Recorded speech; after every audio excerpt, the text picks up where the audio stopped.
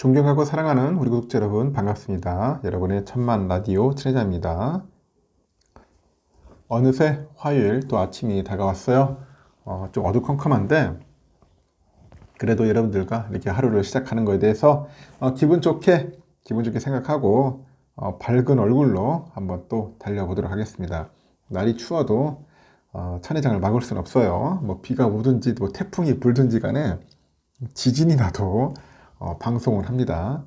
몸이 아프면 못할 수는 있는데 전에 한번 몸살 감기 한번 심하게 겪고 나서 건강의 소중함을 다시 한번 깨닫습니다. 요즘 최근에 운동을 많이 못했더니 몸이 약간 좀 답답한 그런 느낌은 있어요. 기회 되면은 빨리 산에 가야 하는데 지금 날이 추워가지고 산에는 못 가고 있네요. 지금 보니까 여러분들도 건강 잘 챙기시고 항상 성공하는 그런 삶을 꼭 영위했으면 좋겠어요. 그런 삶을 좀 가져봤으면 좋겠습니다.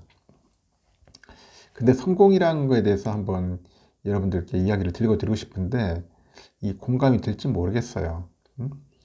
이 성공이라는 게 뭐냐? 참 말로 표현하기 힘들어요. 일단은 그 내 안에 기쁨이 들어와 이제 행복하다는 그런 생각이 자주 드는 상태를 말한다고 하는데 이 많이 소유하고 높은 자리에 올랐지만은 그 안에 기쁨이 없으면은 성공의 대열에 섰다고 할 수 없다고 합니다. 그래서 참된 성공자는 그 감사와 기쁨이 있어요. 다른 이들에게도 좋은 영향력을 끼치겠죠. 따라서 아무리 작은 일이라도 자신이 하는 일을 통해서 기쁨을 누리고요. 다른 사람에게 좋은 영향을 끼친다면은 그 사람은 진정으로 성공한 사람이라고 합니다. 성공하고 싶다는 그런 생각을 거두고 기쁨을 찾고 싶다. 이렇게 한번 생각을 해보라는 겁니다. 기쁨을 찾고 싶다. 그러면 성공도 따라오고 행복도 함께 할 것 같아요. 내가 생각하는 성공은 무엇인가? 한번 여러분들 곰곰이 생각해 보시죠. 내가 생각하는 성공. 저는 이렇게 생각합니다. 기쁨을 찾으면은 성공도 따라온다. 기쁨을 찾자. 저는 여기서 어디 찾냐면은 이 유튜브라고 할지 모르겠지만 하여튼 이 방송을 통해서 기쁨을 찾는 것 같아. 방송을 위해서 기쁨을 찾습니다. 여러분들과 함께 할 수 있다는 거에 기쁨을 찾는 것 같아요. 이런 소소한 기쁨이 쌓이고 하다 보면 나중에 큰 성공이 오리라 믿어요. 한번 같이 우리 오래오래 한번 해보자고요. 또 삼성전자 이야기를 한번 해보겠습니다. 요즘 보니까 삼성전자 조만간 이제 또 새로운 폰이 나올 거예요. S23이죠, 이제. S23인데, 이 사진에 있는 게 그 S23 시리즈 추정 더미야, 더미 사진인데, 모형이죠, 일종의. 모형 사진이라고 합니다. 모형.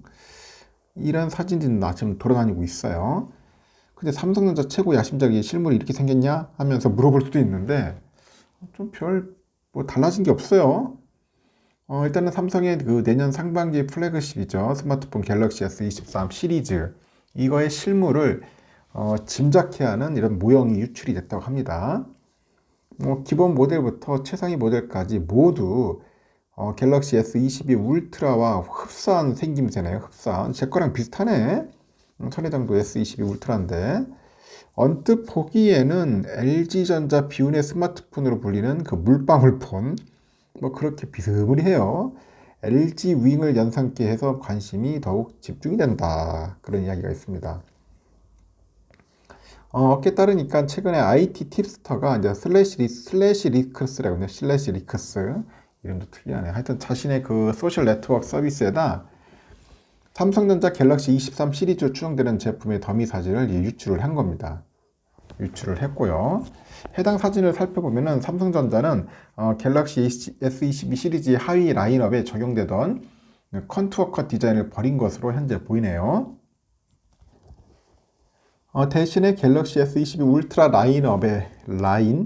이 라인업에 선보였던 이른바 물방울 카메라 디자인을 갤럭시 S23 모델하고 이 플러스 등의 전 라인업으로 이제 확대를 한 것 같습니다.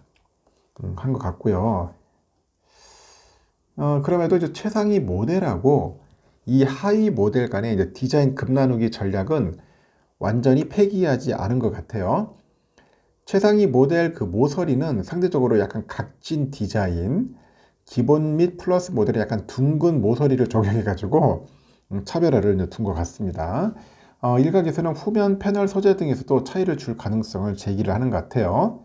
한편에 삼성전자는 그 갤럭시 S23 시리즈를 조기 출시할 거라는 그런 당초 예상과 달리 2월 중순에서 이뤄야 이제 언팩을 할 것 같아요.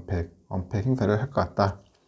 이 제품 가격 경쟁력이 갈수록 이제 중요해지는 상황이에요. 그러다 보니까 이 불확실한 글로벌 경제 상황과 원자재가 지금 상승하고 있죠. 이런 악재가 겹치다 보니 삼성의 고민도 길어지고 있는 거야. 깊어지고 있다. 그렇게 보시면 될 것 같습니다. 이런 상황에서 인전 갤럭시 S23의 출고가가 $799, 갤럭시 S23 플러스가 $899, 갤럭시 S23 울트라가 $1199로 책정될 거다. 그런 관측도 있는데 S22 플러스 모델은 전작보다 한 $100 정도 낮추고 갤럭시 S22하고 울트라는 전작과 동일한 가격이다. 그런 이야기도 있고요. 아울러서 S23 시리즈는 퀄컴 스냅드래곤 8 2세대 칩이 탑재돼 가지고 S23은 울트라 카메라죠. 이게 2억 화소 센서가 탑재되지 않겠냐? 뭐 그렇게 보는 것 같습니다. 칩은 스냅드래곤 들어가는 것 같아요. 앞으로 뭐 디자인도 그렇지만 나는 완성도를 중요해서 완성도가 중요하다. 디자인은 뭐 거기서 다 거긴 것 같더라고요. 하여튼 그렇게 생각이 들고요. 제가 볼 때는 지금 이재용 그 회장이 지금 베트남을 갔네요. 베트남을 찾는다. 그 베트남 방문은 2년 만으로 회장 취임 후 두 번째 해외 출장이라고 하는 것 같은데 제기에 따르니까 이 회장은 오는 20일 예정된 삼성전자 그 베트남 연구개발센터 준공식에 참석할 것으로 알려져 있어요. R&D 센터에. 이 회장은 준공식 전날인 21일 베트남 출장길에 이제 오를 것으로 현재 보이는 것 같습니다. 그래서 이 회장은 준공식 전후로 베트남의 그 국가 주석이 있어요. 이름도 참 길어요. 얘들은 응우엔 수완 푹이라고 같은데 이름이 응우엔 수완 푹. 이름 참 길다. 이 회장은 지난 2018년하고 20년에도 현지 사업장을 찾았는데 그때마다 그 푹 주석하고 만나가지고 협업을 논의했었다고 합니다. 이 회장이 이번에 방문하는 삼성 베트남 R&D 센터는 이 회장이 역점을 둔 초대형 프로젝트예요. 11,603제곱미터 규모의 용지에다 지하 3층, 지상 16층, 연면적 79,511제곱미터에 달하는 것 같아요. 삼성전자 베트남 법인은 현재 R&D 센터에서 근무할 전문의 그 연구 인력을 현재 대거 중이다. 모집 중인 것 같아요, 보니까.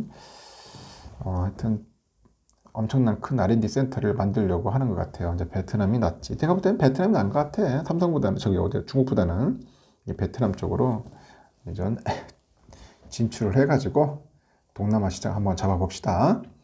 더 크게 해가지고 만들어야죠. 잘해야겠죠. 제가 또 전날에도 한번 이야기했을 텐데 그 삼성생명법 이게 참 골 때리는 법이에요. 지금 국회 정무위원회에 상정된 그 보험업법 개정안 이 삼성생명법 이걸 두고 정치권에서 의견이 현재 갈리는 것 같습니다. 의견이 갈린다. 한쪽에서는 삼성 해체, 다른 쪽에서는 경제 민주화 실현 이렇게 좀 현재 팽팽히 맞서고 있어요. 삼성 해체. 참.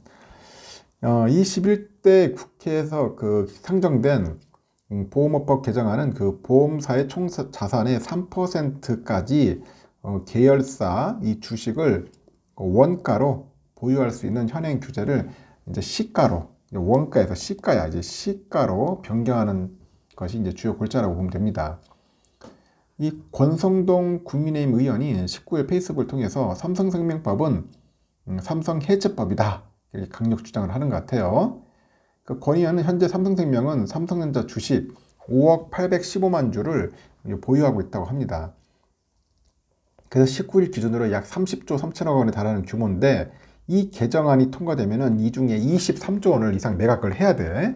그럼 삼성생명 총 자산으로 보유할 수 있는 최대치가 약 6조 8천억 수준이죠. 6조 8천억 수준이기 때문이라고 이렇게 설명을 하는 것 같고요. 그는 5에서 7년 정도 유예기간을 둔다지만은 그 엄청난 물량이 그 시장에 강제 매각된다는 것 자체가 주식시장의 대형 악재다. 그렇게 이야기를 합니다. 그래서 삼성전자의 700만 개미 투자자가 우려하는 이유고 이 삼성생명법은 개미 약탈법이다. 개미 약탈법이다. 이렇게 주장을 합니다. 야, 오랜만에 권성동 의원이 참 바른 말 하네요, 보니까. 하여튼 권 의원은 이어 개정안은 글로벌 스탠다드에도 부합되지 않는데 선진국 중에 계열사 그 주식 투자 한도를 규제하는 국가는 일본이 유일하다. 일본이 유일하다. 일본 보험사도 원가 기준으로 규제하고 있다고 합니다. 미국은 개별 종목에 대한 투자 한도만 규제하고 있고 이 또한 원가로 규제하고 있다. 이렇게 지적을 합니다. 그럼 우리도 원가로 해야지. 왜 시가로 하려고 그래? 또한 삼성해체법이 통과되면 삼성전자 특수관계인 지분율은 현재 약 20%에서 8%로 급감을 하죠. 이 경우 국민연금이나 외국 자본이 삼성전자의 일대 주주가 될 것이다 라면서 그 최악의 경우에는 대한민국 산업의 근간인 반도체 산업을 외국에 갖다 바치게 될지도 모른다고 우려감도 크게 나타난 것 같아요. 그래서 권 의원은 삼성전자 유보금으로 자사주 매입을 하라는 일각의 주장에 대해서는 이는 반도체 산업의 현황을 전혀 모르는 소리라면서 삼성전자 주식의 그 매각 물량을 자사주로 매입할 경우에 막대한 투자 비용을 엉뚱한 곳에 사용하게 되는 거죠. 그 시장을 모르는 법안이 이 반도체 협력업체들과 미래 근로자들의 성장 기회를 박탈하게 될 것이다. 이렇게 해서 지적을 했습니다. 그러면서 민주당은 반도체 산업을 죽이는 반도체 안락사법 통과 시도를 중단해야 한다면서 이 금투세 강행으로 개미 투자자들의 그 자산 형성 기회를 억누르더니 이제는 또 국부 창출하고 반도체 산업마저 주저앉히려고 하느냐 따지는 거예요. 이 대기업 때려잡아서 이제 정의로운 척하는 그 싸구려 소극 피해자는 언제나 국민일 뿐이다. 일가를 하는 겁니다. 여기에 또 우리 더불어민주당 우리 박용진 의원, 권 의원의 글을 정면 반박을 하는데 박 의원은 이날 페이스북에 이 글 보고 권 의원이 무식을 자랑하는 것임을 직감했다. 23년 1월 1일부터 적용되는 국제회계기준은 보험부채를 기존의 원가가 아닌 시가로 인식하도록 한다고 말을 합니다. 그는 이어서 삼성생명의 주식은 160만 유배당 계약자의 돈으로 산 지분이다. 그래서 고객 돈으로 계열사 주식을 사서 지배권 유지하고 그 배당금을 당당하게 안 갚겠다고 하는 것이 공정과 상식이냐 되물었고요. 아울러 그는 삼성생명법은 부칙에 의거해서 최장 7년의 유효기간 동안 금융당국이 이제 승인한 실행 계획에 따라서 매각을 진행하게 되어 있다. 시장 영향을 최소화하기 위한 그 안전장치를 뒀을 뿐더러 본인이 20대 국회에서 발의하고 이용우 의원이 최근 발의한 법에 따라서 삼성전자 자사주 매입의 길까지 열어둔 상태다. 그런 식으로 얘기를 합니다. 그러면서 삼성생명법은 600만 개미 투자자와 코덱스 ETF와 펀드 등으로 삼성전자 투자하고 있는 1000만 개미를 먼저 생각한 법이다. 그런 얘기를 하는 것 같아요. 삼성전자 올해 6월 그 반기 보고서에 소각된 자사주가 18억 1068만 4300주라고 기재되어 있다고 합니다. 박 의원은 권 의원을 향해서 권성동 의원의 말을 그대로 돌려드리겠다. 성장기에 박탈한 건 49조 3천억 자사주 소각한 2017년에 삼성전자인가 아니면 TSMC 자사주 소각할 동안 파운드리 수율과 갤럭시 GOS 파동으로 주가 나락가게 한 2020년에 삼성전자인가 역공을 이제 펼치는 것 같아요. 하여튼 권 의원은 삼성생명법 통과 시 삼성전자 특수관계 지분율도 틀렸다. 8%가 아니라 약 10.72% 수준이라면서 공포 마케팅은 최소한 팩트에 근거해라 합니다. 민주당은 개미를 향한 감언이설로 조세 정의와 금융 정의를 망가뜨리는 스캠 세력에 맞서서 국민과 함께할 것이다. 그런 이야기를 합니다.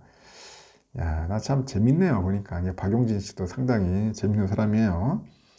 하여튼 여러분들이 판단해 보세요. 권성동 의원이 말이 옳은지 아니면 박용진 의원이 말이 맞는지 한번 판단해 보십시오. 정치적 이념을 떠나서 이게 과연 저 두 의원의 말이요 어느 쪽이 삼성전자를 살리는 것인지 한번 궁금하게 한번 생각해보고 따질 건 따지고 해야 할 것 같습니다.